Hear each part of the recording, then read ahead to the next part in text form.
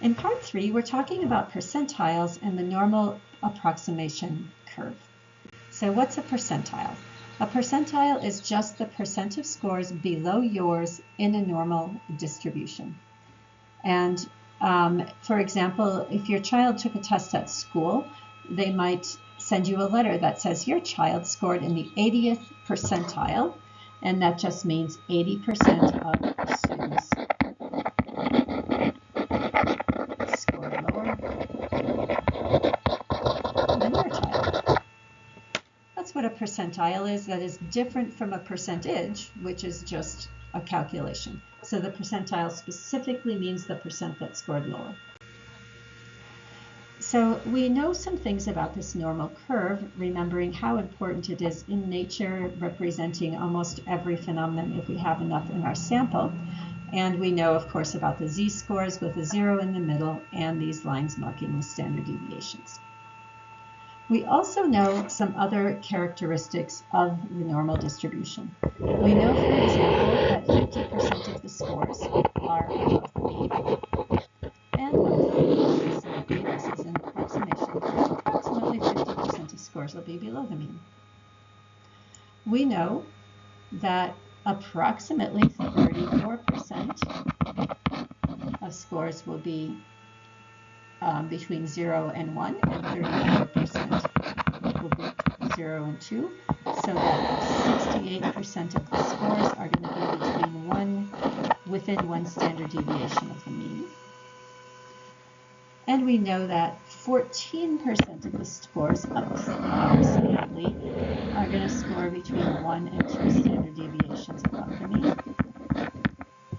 And likewise, 14% will be between 1 and 2 standard deviations below the mean. In other words, we could say that 98% of individuals, 34 plus 34 plus 14 plus 14, 96% of individuals are going to have scores within 2 standard deviations of the mean. 2% of individuals will have score above 2 standard deviations, and approximately 2% will have scores below. And if we add all of these together, we're going to get approximately 100%. So with this knowledge, we can draw some conclusions. With this knowledge, we can find percentiles, for example, just by using this curve. So let's imagine that Almanzo had a z-score of 1. What is Almanzo's percentile? Well, here is Almanzo's score. The percentile is the percent that scored lower than him. So all the individuals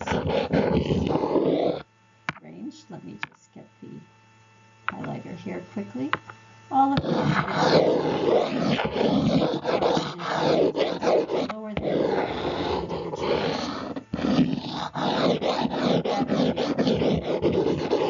And we can tell what this number would be by adding together the 2 plus the 14 plus the 34 plus the 34, and we find that 84%, he's in the 84th percentile, 84% of individuals scored lower than him. We can do other problems. We can discover that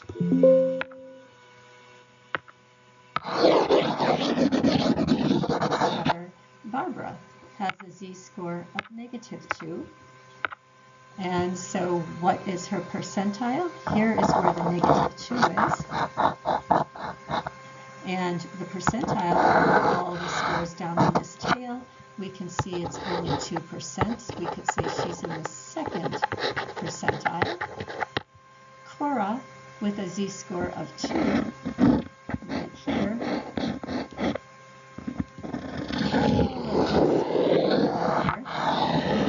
figure out what her percentile is by adding 2 plus 14 plus 34 plus 34 plus 14. But we already know that these are 100%. And so we can simply subtract 2 And we can find out that 98%, 100 minus 2, 98% of the individuals scored lower than her. And more activity with this, because we're often using, in statistics, we're always using this little lowercase p to represent the probability, and we're usually telling the probability is less than. We're not putting a specific point. And so, for example, what is the probability of getting in this distribution a z-score greater than 2? Well, first off, here is our z-score of 2. That should be pointing right at it. My line's a little crooked. And so what is the probability of getting a z-score up in this region? Well, we would say that it's less than 2%. It's less than 2%. 2% of the scores are falling here, but we're looking for a score that's greater than 2. So what are the odds of getting such a score? Well, it is, we'll write the probability. Whoops, my highlighter there. We'll write the probability of getting a z-score greater than 2 is less than 2%, less than 0.02. That's how we would state it, and that just means the probability of getting a score in there is less than 2%. All right, let's do another one. I'm going to erase that out of there.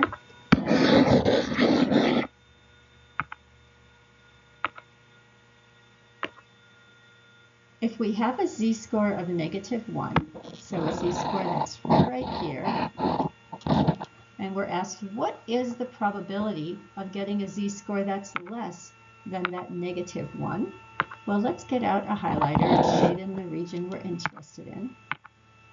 Hang on. Got to get everything right here. We want to have a yellow highlighter. Okay. So what are the odds of getting a score that's in this region? Well, the probability of getting a score in that region, we can add the 14 plus the 2, we get 16%. The probability of getting a score in there is less than 16%. I got the 16 by adding the 2 and the 14. And so we would say P is less than 0.16. And for our last example, what is the probability of getting a z-score that's greater than -2? A weird one. What are the chances of getting a z-score that's greater than -2? Here's the -2. And we're looking for a z-score greater, so any score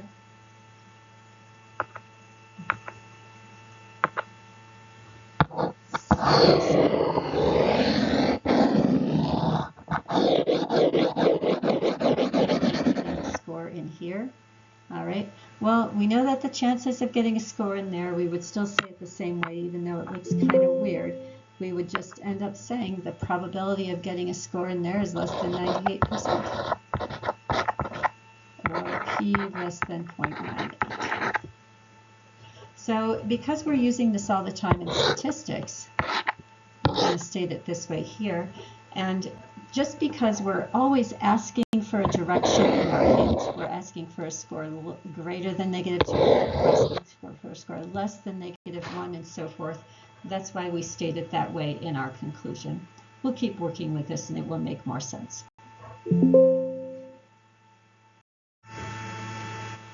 So now it says we're going to find the probability for raw scores x using the normal approximation curve. We know that in this distribution we have a 80 as mu with 8 as the standard deviation. So we're adding the 8 here to get some numbers and subtracting it here to get some numbers going down. We'll add more if we need to. We're asked, what is the probability of a score greater than 96? Here is our 96. What is the probability of getting a score up here? Well, it's less than 2%. since we have that direction in the question, we would say the probability is less than 0.02. And for Irwin, we have the score of 72. And I'm going to change this a little bit. I'm going to ask, what is the probability of a score less than 72? And so we're looking for a score in this region here, less than 72. You can see we have this 16 here. 16% of the score is falling here, so we'd say the odds of getting a score in that region are less than 16%. We would write less than 0.16.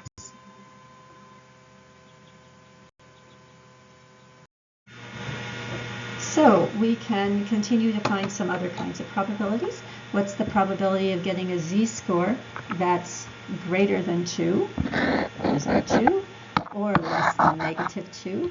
In this case, we're looking to get our score that's either in here or in here. We add these two together. The 2% plus the 2% is 4%, and we state it as the probability is less than 0.04 because it's less than 4% that we're going to get a score in either of those. What is the probability of getting a z-score between -1 and -2? So somewhere in the middle of this -1 and the -2. In order to find a score in there, let's use a different color highlighter for the moment. We're looking for a score in this region. And we find that 14% of the scores are in there, so the probability of getting a score, just a minute here, the probability of getting a score in that region is less than 14%. Less than because we're looking for a score in the middle, not including those tails, or a z-score that is more than 1 standard deviation from the mean. In this case, we would be looking for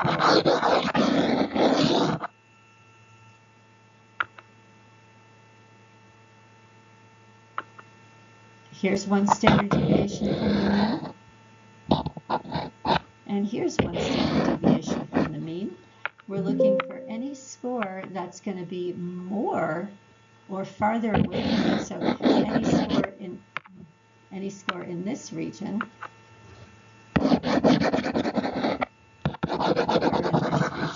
So farther away from the mean in either direction, we have the 14 plus 2 getting the 16%. So 16% plus 16%, just adding the 14 and the 2 is 32%. So we know the probability of getting a score is going to be less than 0.32, 16.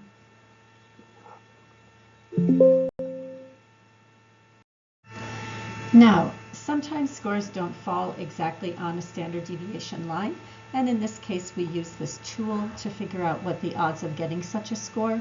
I have a separate video demonstrating it, but in a nutshell, if you know a z-score, you enter it here and you have to push this button.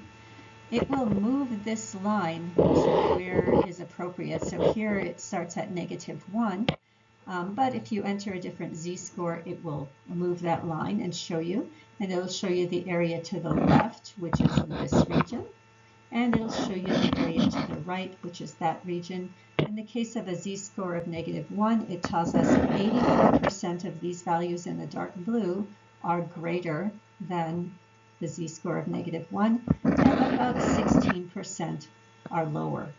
And that's how you can tell what percent of scores if it's not a nice exact number that falls right on the standard deviation.